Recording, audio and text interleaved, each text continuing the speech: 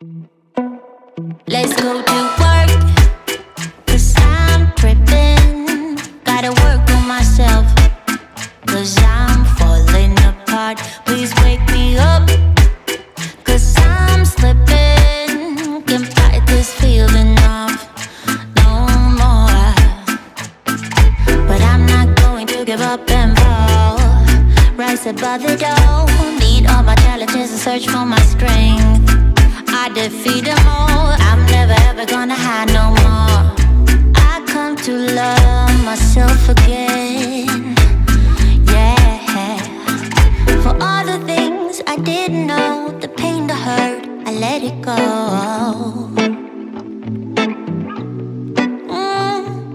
Start to believe in myself and life will be sweet again, so sweet again.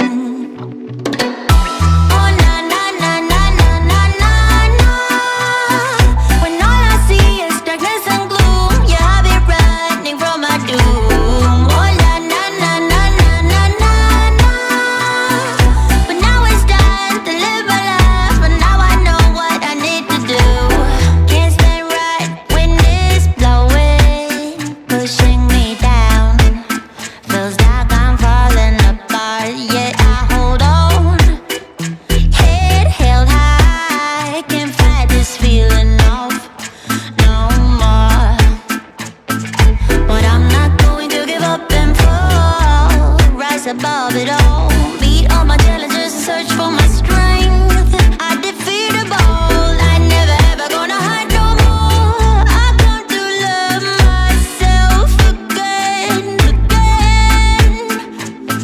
For all the things I didn't know, the pain, the hurt, I let it go, let it go. And I start to believe in myself, and life will be sweet again.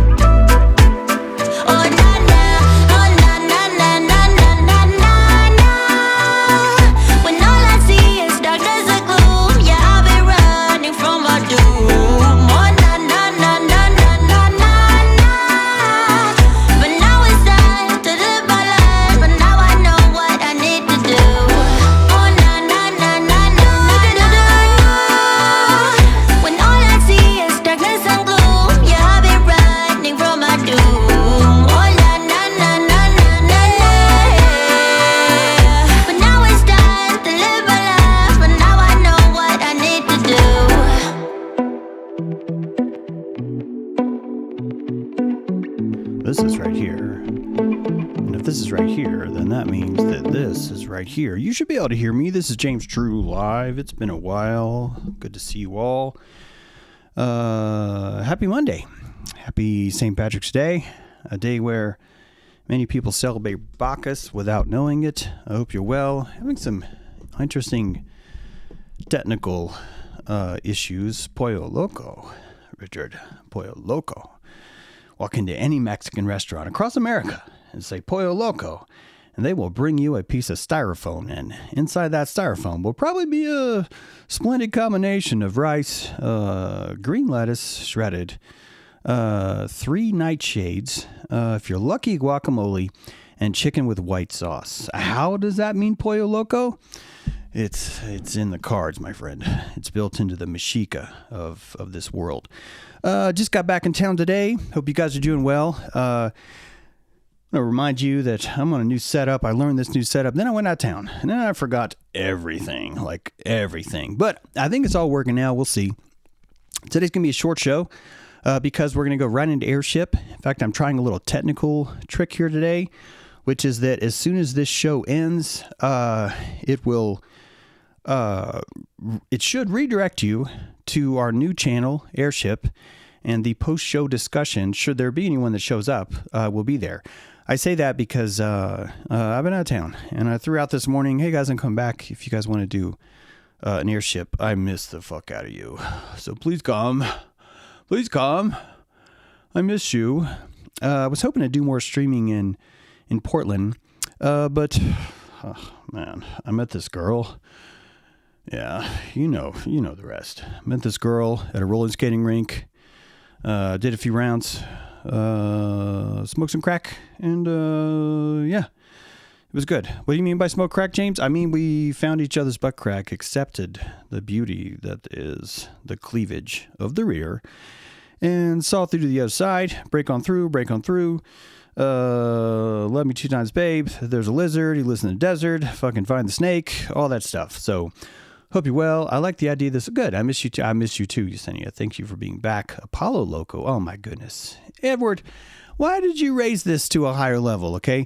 I don't know what happens if you go into a Mexican restaurant and say, "Hey, Apollo Loco." I got nothing. You tell me. So, yeah, it sounds like Portland. Portland's a great place. I freaking love that place. We had a lot of fun. Some of you have seen some pictures on Patreon of that trip. We had our 369 gathering. We skated until the night wore thin. We had a hermetic event. I did not know it was hermetic, but it turns out it was. It turns out it was. Turns out one of you could not find the event, got a little bit mad, felt that you buying the tickets on the wrong day at the skating rink was me standing you up. And, I met this chick. I'm going to stand you up. That's what happens. So, yeah. One of the things about Portland is I misunderstood. I didn't actually test. I assumed. Portland has like super fast internet. Oh, my God. I thought it was broken. I tried and upload stuff and it's like, okay, that was done. I'm like, okay, clearly that's not right. And I uploaded like a 5 gigabyte video once, like 3 times before I realized, oh, wait, it's just really fast. So I went in with all this confidence thinking that I'd be able to stream from this certain location. And it turns out I can't. But that's being upgraded. Maybe today, maybe not. Who knows? So should I come back to Portland if they will have me? I'll be able to do that. So yeah, missed out a lot. Did some writing. Thank goodness Miguel was kind enough. I didn't ask him this. I could have. I should have. But Miguel released The Philosophy of Reality. This is the talk that I gave at Astronosis. No one has seen this before. I highly recommend it because it's about 18 months of live streams and other research, plus many just for this event, compressed into an hour and 7 minutes. I went 7 minutes over. And then I was, I watched the video. I had a timer set to tell me my time was up. I think I've told you guys. I have no idea what I've told you. I don't know. I have a lot of conversations with you in my mind when you're not there. And one of those conversations is, oh my God, we got quantum installed. One of those conversations is that you can hear me. So I'm assuming you guys can hear me and everything's set and all that's good. And I'm happy to be here. I miss Portland, but this is my home. But that definition of home is, it's got some broad general characterizations. Coming back from the MARTA. Some of you may not know what MARTA is. Mass Area Regional Transportation Authority. Mass Atlanta, I think. It's probably that. Some of you might call it BART. Some of you might call it the subway. Some of you might not have any idea what any of those are. And hats off to you for staying out of the city. But I was on MARTA on the way back. It was about 4 or 5 in the morning. First train of MARTA. Very first train. Naked lady. Walking around on the platform, wants to stop people from entering the train, using her naked body as some sort of shield to prevent people from entering into the train. She's running back and forth. She's enjoying life. She's got a high appetite for witness, and she is getting it. She brings all the boys to the yard. Everyone on the platform was looking at her. No one was cheering. I thought that was kind of rude. If you're going to take your clothes off for attention on the MARTA, feels like this is appropriate. We live in a culture where if a waitress breaks a dish, I said waitress, fucking deal with it. They hands down, waitresses drop more dishes than waiters do. It's true. You want to know why? Because there's more waitresses. That's why. You thought I was going to say something else, right? You're like, oh, James, you got a secret thing about sex and the ability to drop plates. And I'm like, no, I say, I have statistics. Boy, loco.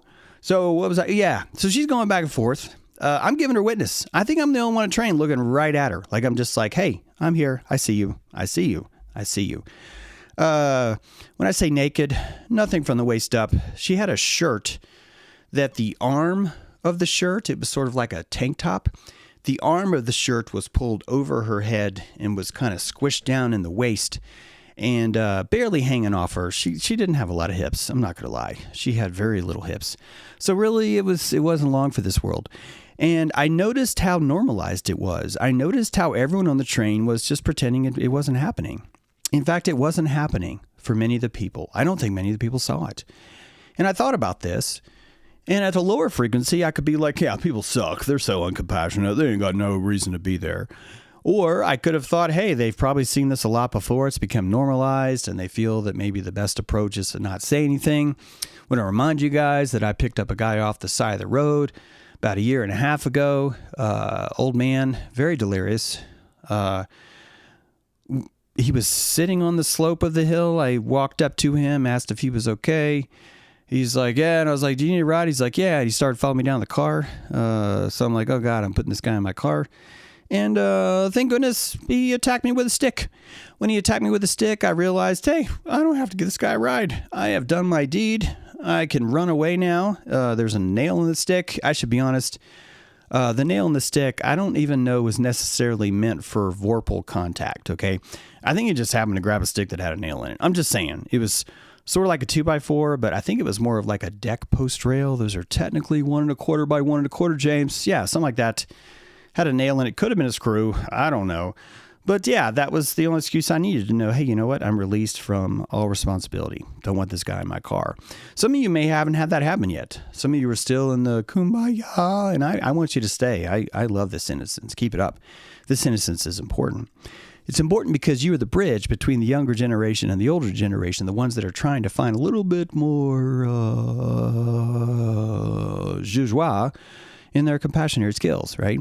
You begin as a Democrat. You cannot possibly imagine what a shitbag you would be if you became a Republican. And so you have this idea, I'm a fucking Democrat. But you don't call yourself a Democrat, you call yourself a liberal. And this is a magic elixir. You smear your body in the holy oil of liberality.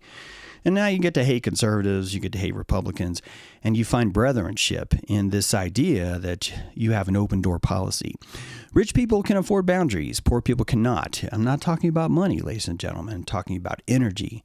This is why most of the world shames the ego. This is why when I tell people in Portland, hey, maybe the ego isn't so bad, they end up with this weird connotation where they're like, yeah, I know what you mean, but no, it's not that way at all. If I had $1 for every time I heard that, I wouldn't need Patreon. Seriously, all of us at Patreon, we could just have like a pizza party. The problem is I don't like pizza. Guys, it's covered in nightshade. It's nothing but dead pig on it and bread. Why are we romanticizing this food? And it hit me today. Oh, I know why. This is the entire lesson in learning to taste things subtly. You're young. The pizza's exciting. It's a triangle. One of the few foods that's a triangle, with the exception of pie. I understand that. I get how pie is shaped, but pizza does come in a triangle with a smooth curve, and it's quite frankly pleasing to the eye. And then it's got red on it. It's got round pieces. There's the whole Pizzagate thing, which gives you this sort of satanic taste vibe, right? When you're like, ugh, there's people, I've shown you video of people stealing Parmesan cheese, placing it in their pocket before they eat the piece of pizza so they can have this. And then this is the liberal mindset. Your appetite wants this kind of pizza. But then as you grow older, you read things like in the colonial era, one would be murdered if they were caught trying to serve nightshade to someone. True story. Literally, you go into a town, you trade or give some money to stay at an inn. The inn usually includes food. You wake up in the morning to get your food and someone has put tomatoes in something, and that this would be a superstitious hex. Literally a hex. This is how people understood what nightshade was. Why was it a hex? Because early consciousness, the enteric down there, the one inside you, the esophageal entity that you pretend isn't alive, the one that burps and farts when he's not happy, that dude is like a little boy. He's like, I want pizza. And then later on, he's like, this sucks. And you don't listen to him later on because you're like, oh, but it's pizza. We should love pizza. Everyone loves pizza. And there's Pizzagate, so it's got to be good, right? So you go through all these things. And finally, you start to afford the idea that, hey, you know what? this pizza does horrible things to my system. I don't like it. I don't like it. I don't like the taste. And then you're lost. You've lost that loving feeling. Whoa, that loving feeling. It's gone. You don't know how to find it again. You're looking for that innocent love back there before tainted love. Whoa. And you're like, hey, how come I don't like pizza anymore? Why is this progress? I want to go back. And you're begging for the blue pill of pizza. You want the blue pill of pizza. But no, guacamole. Guacamole is there to guide you. Some of us still oppose guacamole. Frankly, I don't know what the hell's wrong with you people. You get on the guacamole train because this is the conduit to move you into this next step. You can bypass being a Republican straight up if you eat guacamole. It's true. You're instantly independent. You know why? Because you've broken through the surface of fettuccine Alfredo. Yes, that's right, ladies and gentlemen. Fettuccine Alfredo is the hermetic ladder from pizza up to guacamole. And this is what we would call the Republicans or the conservatives. They eat this fettuccine Alfredo and then they've escaped the perils of the nightshade. And they just haven't realized that basically they're just hanging out at Olive Garden all the time. And there's a lot to be beheld. Guys, if you're going to a restaurant and they're giving you free bread, you're getting robbed. You're getting robbed, my friends. You're getting robbed. They are stuffing you like a turkey on Thanksgiving. And you don't even celebrate Thanksgiving. You're like in France. And you're like, why the fuck would I celebrate Thanksgiving? And you don't know. You just asked for the Statue of Liberty back. Did you hear that? France has demanded that we send the Statue of Liberty back. To all the French people that even though you didn't actually know that maybe this was happening, I salute you. Vive la you, because I think this is great. I'm glad this is happening. A lot of people are freaking out going, oh, you're an Indian giver. And I'm like, oh, America, we should not. Guys, if you're from America, you don't get to say Indian giver as if it's an insult about someone else. I'm sorry, but you have to ingest the history of this place. We are the Indian givers. Do you understand? Isn't that funny how we came up with that? We're like, well, you're an Indian giver. And really, that's what we did. That's what we gave the Indians things and we took it away. We gave the Indians things, took it away. And here we are getting all upset because they want the Statue of Liberty back. And I'm just like, hey, it's Prometheus. Lucifer's right there. It's right there. I've shown you before the spiral staircase inside of Statue of Liberty. This is the symbolism of this place. For the Kundalini is a spiral staircase up the spine of the Liberty, of the Statue of Liberty. You probably think it's a chick. I'm fine with that. Excuse me. It's actually Prometheus. Excuse me. I'm sorry about coughing. I have really been through the ringer, I think, travel-wise. And I got this raspy throat going on, and I cough. And I probably shouldn't even be talking, but I really missed you guys. I appreciate you watching James True. Thank you for this break. Thank you for allowing me to go to Portland, go roller skating. It was a really good time. So, Prometheus, a lot of people bitch because Statue of Liberty, they say it's chained. But if you look at the picture, the chains are actually broken. It's broken. So we're pretending to be chained. And this truly is what freedom is. Freedom is the fetish for slavery. It's a fetish for slavery. And so we have the symbol, but we're not really chained. We just want to kind of pretend like we're chained. Because if we can pretend like we're chained, we get to sing really cool songs about being on a plantation. And if it wasn't for the blues, there'd be no reason why we'd be here. So let's take a moment for the blues. Think about how profound it is. That blue is the only color you can't see. And that the blues themselves are a magical ritual we use to invoke the joy out of sadness. How is this possible? You know how it's possible? You're talking to your ka. This is the bicameral mind. Oh, I should have named it that. The bicameral mind is the bicameral mind, but it's spelled with a K. And I've been tripping out lately over this bicameral mind concept. Thank you, George. Thank you, Carla, for introducing this to me. Yes, I've lived this long without knowing this. Some of you guys may have already known this. But bicameral mind is this idea that the right brain had a living language center and the left brain had a living language center. And because you had two consciousnesses, we were hearing voices all the time and we didn't know where it came from. That for centuries, we had no idea where these voices came from, and only some of us could hear them. Only some of us. So the people that could hear the voices were basically the ones that could hear their intuition. So before it could read the mind of your intuition, before there was telepathy between two lobes, we were listening to the voice from the language center. And quite frankly, I think we were actually hallucinating the words that they used. This would make more sense. We would hallucinate the words of the telepathy that's broadcast between them. We would turn them into words. And so we would think it was a voice, but actually it really wasn't a voice. It was our intuition speaking. If you give this idea more rope, you really, really do some cool spelunking, because it really does introduce the idea of religion itself, of God himself coming to life. But more importantly, it explains why the Pharaoh was so fascinated with when the Pharaoh closed their eyes. They were fascinated with what they saw when their eyes were closed. They would see a lot of us think that this is just the complementary color of something. So if you stare at something long enough, you get a complementary color when you close your eyes. I'm going to put forth a suggestion that that's just what we do now. We do that now because the subservient mind has grown more subservient and the dominant mind has grown more dominant, and that this spectrum has led to a softening of the intuition, which is why we've lost our sense of religion. I don't mean that in a bad way. I keep forgetting that a lot of you guys are pretending that you don't need religion. And then you're like, yeah, but seeing is believing. And I'm like, I caught you, D. I caught you. You don't get to say seeing is believing and you hate religion. You don't get to do that. Truth is that everything that we think, all rational thought itself, is petrified belief. This petrified belief is stored in the cerebellum. It's compressed to where it's removed of all logic, and you just have this feeling it's the right thing to do.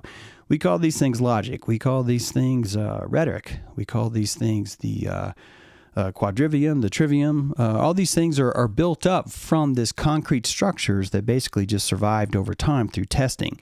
But testing something doesn't mean it's true. Testing something means that it's consistent over a long time.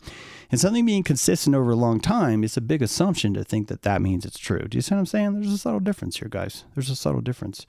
So, hallucinating commands from God, says Pi. Exactly. Dog and Magog.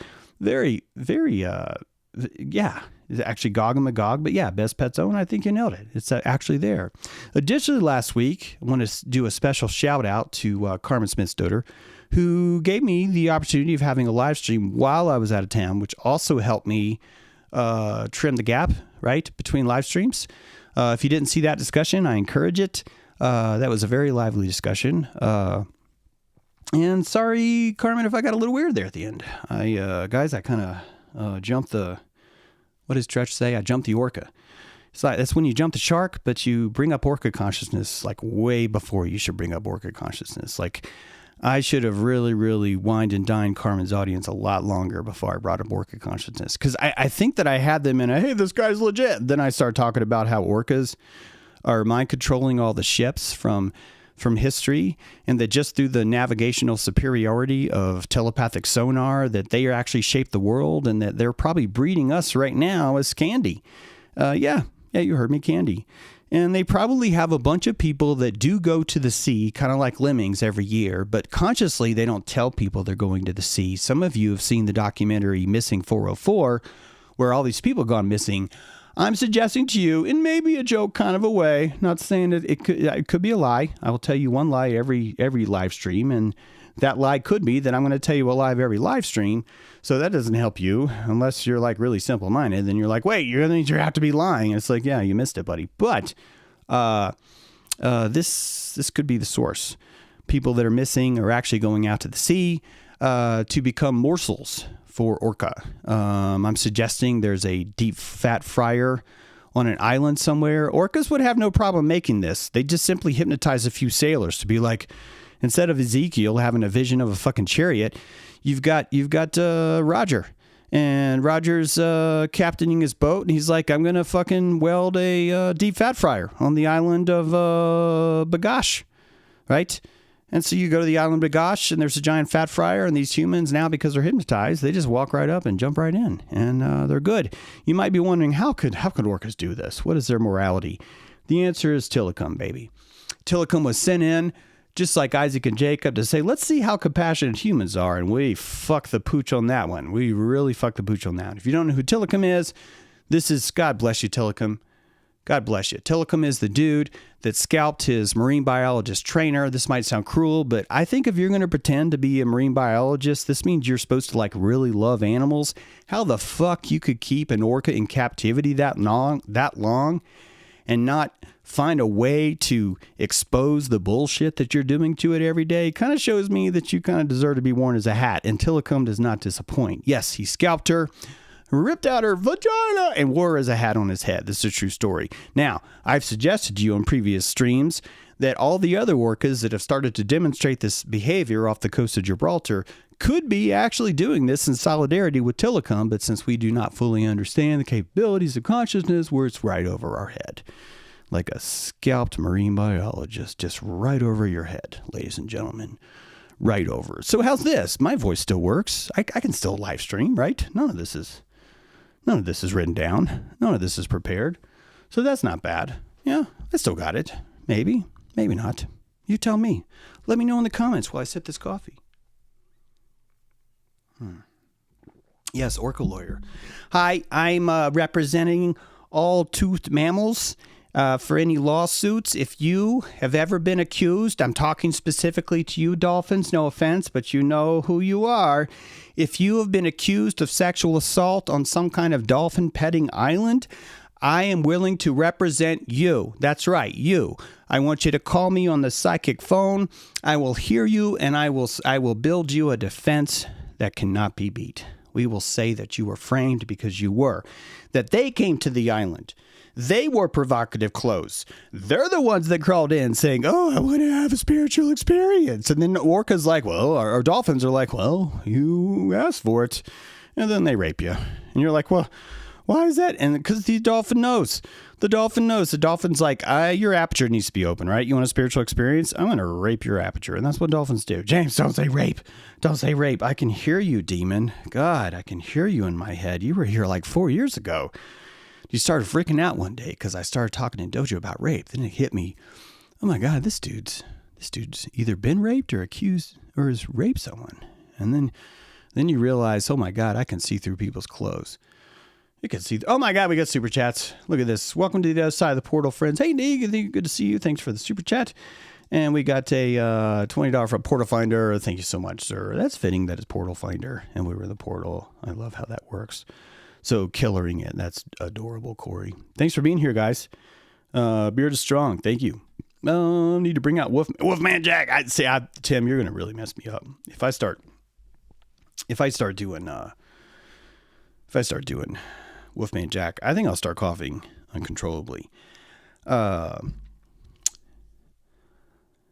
Contagion. I've got this sore throat. I think it's my throat chakra. I think my throat chakra is had some hard times. I don't necessarily know why. I can't really think. Is there anything that I had to say in Portland that was hard, or that maybe I couldn't say and wanted to be hard? I've got one theory, but it is so obscure that I don't want to drop it here. I might drop it in Airship, but it's more about just like the subtle energies between people, and when someone kind of doesn't really want to get you, but then they say they get you, which gives you permission, excuse me, see what I mean? I think I'm onto something, to use your throat chakra more. And when you do that, it turns into this. It's rough. It's as the dog says, it's rough out there. It is rough out there. So, yeah, there's a lot to talk about. But the bicameral, I at least wanted to drop this today, which is Egypt. As you know, if you've been watching my show or read Arc of Baphomet, which has a new cover, by the way, I highly recommend. If any of you are like, oh, it's too satanic, I think you'll find this cover a little bit less satanic. Although I'm going to be honest, it's got a picture of Baphomet on it. So in my mind, it's more satanic.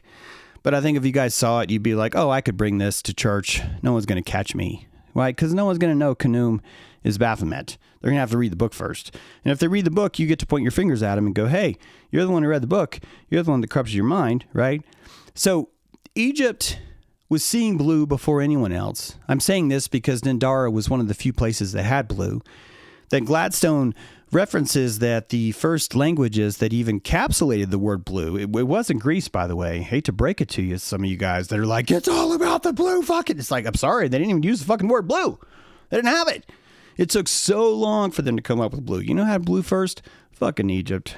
Egypt had blue first. They had blue first. And their pharaohs are walking around with this weird concept of Ka. And we think that when there's this statue, you do the opening of the mouth, and Egyptologists tell you that's so they can breathe. But I don't know. I think it's more about the schizophrenia. When you it's actually not schizophrenia then, because you had two voices talking to each other. Yeah, you had the left lobe and you had the right lobe talking to each other. This is the concept of twins.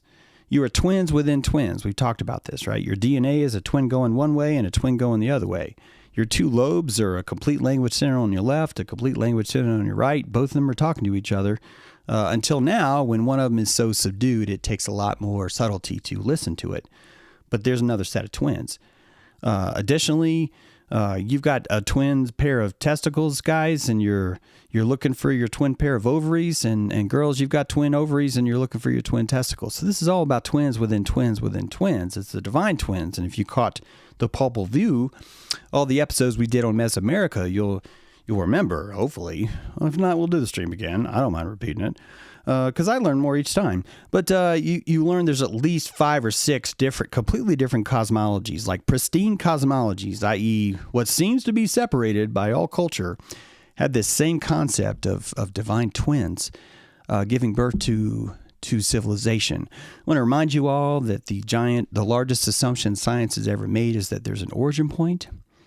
That if we go back into the past long enough, we will find a 0 point where nothing else existed and there it was. And this is the Big Bang. This has just been disproven for other scientific reasons, which you'll have to Google yourself because I don't have a slide on it right now, but you can check that out. But before you even get to that discussion, I really want you to see what a giant assumption it is that we do have some sort of origin point. When you look at the fractal of life, how things pop up, they are populated, they're instantiated based on their ability to survive. And if you looked at creation in this way, then you would see the chicken and the egg were instantiated, meaning that the existence of chicken and egg came into being simultaneously. But so how did they come into being? I think they came into being purely by us witnessing these things. You're like, but James, we just can't create things out of witness. And I'm like, not yet.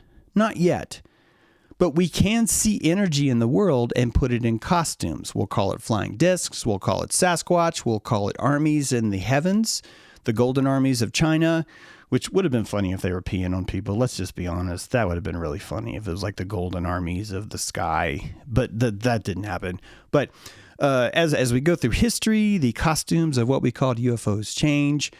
And really what you're seeing, the more superstitious past, is really just based on the fact that the language center of the right brain was stronger. I'm not going to tell you that this is the way it is, but we're wearing the bicameral hat today, or the bicameral hat today. And this is a really fun way of looking at it. So what is the school of man? What is the temple of man? What is the school of Luxor's true purpose? I would say to you that the school of Luxor's true purpose was to awaken the transitional communication between these two states. When I say awaken, I don't mean it wasn't there before. I mean that people were not conscious of it being there before. I would say that blue is a marker. If you could not see blue in the world, if that just looked like gray to you, but the sacred priest could see that color, it could mean that not only could that see that color, it's only because they were talking to, listen to this, the right brain. I don't like using the word right brain, guys. I'm a left-hander. Technically, my right brain is my left brain. But I decided on the plane on the way back, I was like, just maybe you could just call it the right brain and just, lefties are used to it. We're used to it, we are. There's a lot. Do you know how hard it is to find left-handed golf clubs? It's fucking impossible unless you got money, right? And I don't want left-handed golf clubs. I'm just saying. I learned to golf right-handed because I didn't even learn to have golf. I suck at golf. But the point is, I don't know what my point is. Why do I have to have a point? Why are you guys always like, oh, James, where's your point? Hey man, where's your point? Hey man, where's your point? Bitch in Camaro. Hey man, where you headed? Bitch in Camaro. I'm drunk on unleaded. Does anyone know that song? I'm gonna drink this coffee while you think about it.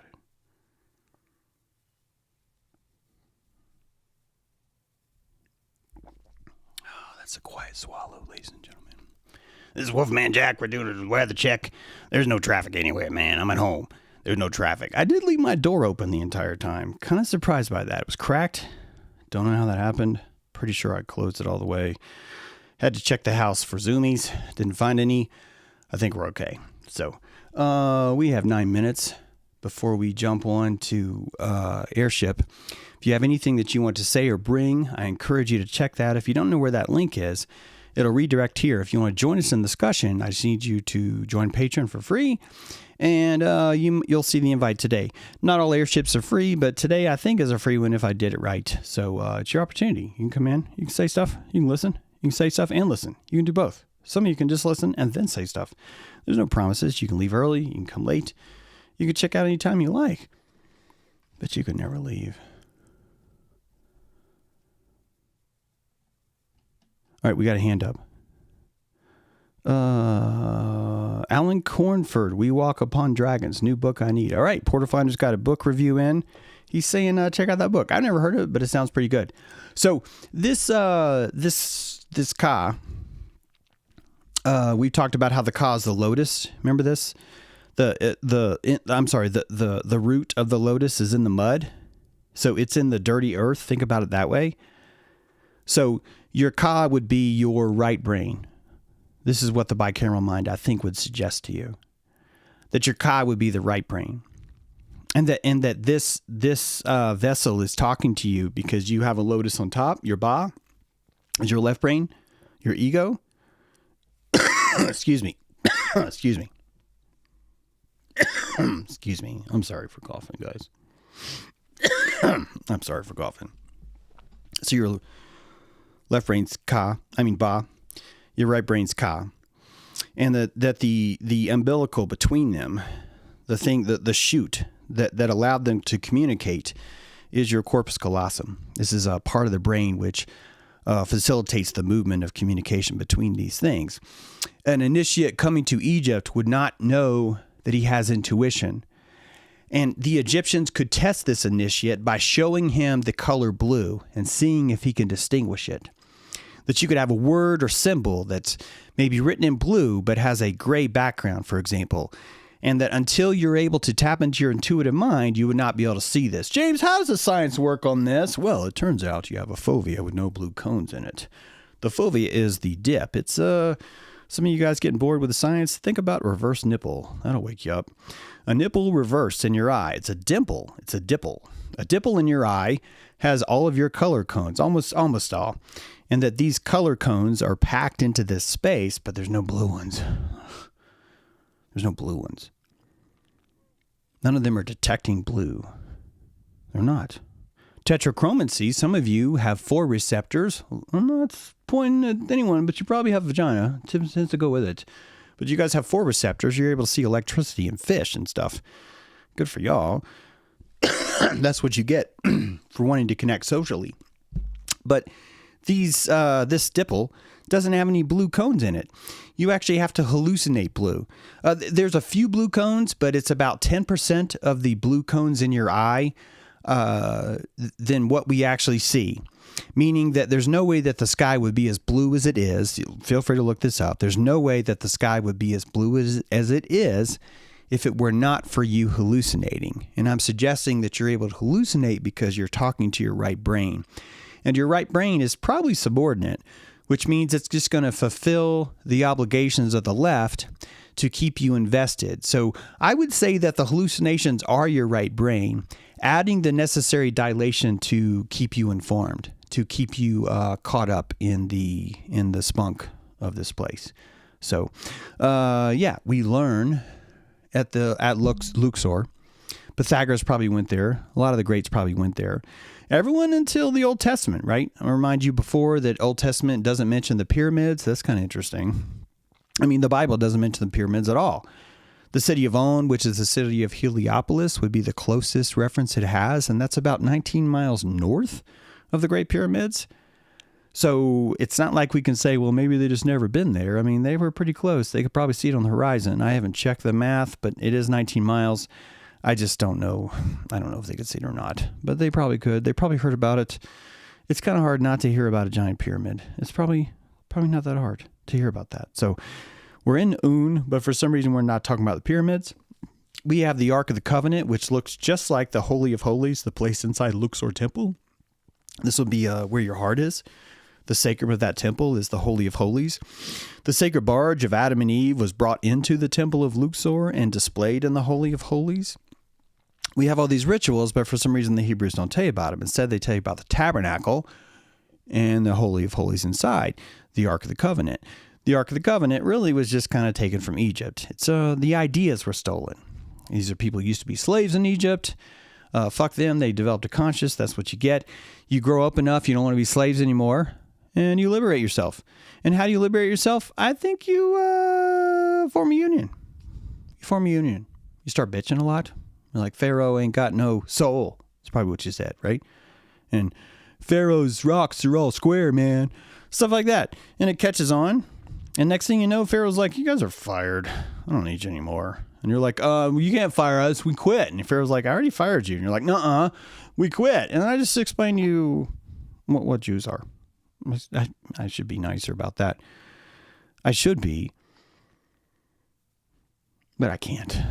Guys, there's a lot going on. Jews can take it. They can handle this. They just got a bunch of land. I don't think it's their land, but the Zionists sure do suck some serious mem, right? Mem is the black Egyptian god holding his phallus, if you don't know. Yeah, I just said that. I should not be here. We're gonna sign off now. I'm gonna play the closing song. It'll give me time to start the Zoom. I've never tried this. I don't know if this will work, but by signing off now, it's going to redirect you to another place. I probably won't be online right away, but if you give me a minute, I'm probably going to come online. And then if there's anyone in the airship, this will continue, but I'm mainly doing this just to test. So welcome back is the theme of this short stream. I missed you guys. Thanks for being here, watching James True. And hope to see you on the airship. If you don't know, if it doesn't work, go to Doja Worth. You can subscribe there, and we'll have a good time. Thank you very much.